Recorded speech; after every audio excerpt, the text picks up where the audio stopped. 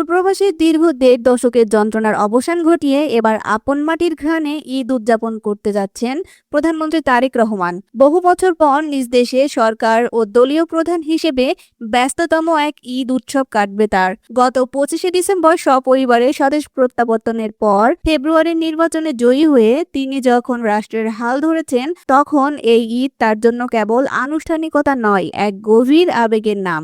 ঈদের এই মাহেন্দ্রক্ষণে প্রধানমন্ত্রীর কর্মব্যস্ত সূচি শুরু হবে জাতীয় ঈদগাহে সাধারণ মানুষের কাতারে দাঁড়িয়ে নামাজ আদায়ের মধ্য দিয়ে।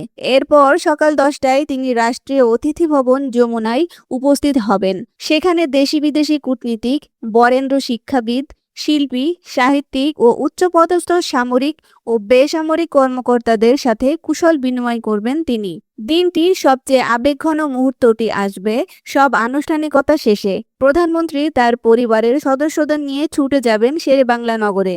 সেখানে পরম শ্রদ্ধায় জিয়ারত করবেন শহীদ রাষ্ট্রপতি জিয়াউর রহমান ও সাবেক প্রধানমন্ত্রী বেগম খালেদা জিয়ার মাজার। মায়ের ইন্তেকালের পর দল ও রাষ্ট্রের এই বিশাল দায়িত্ব কাঁধে নিয়ে এবারের ঈদটি তার কাছে যেমন গুরুত্বপূর্ণ, তেমনি স্মৃতির অতল গভীরে ডুব দেওয়ার এক বিশেষ মুহূর্ত।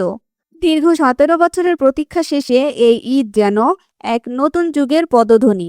রাষ্ট্র পরিচালনায় এই নতুন অধ্যায়ের উৎসবমুখর দিনটি দেশের রাজনৈতিক ইতিহাসে এক স্মরণীয় মাইলফলক হয়ে থাকবে।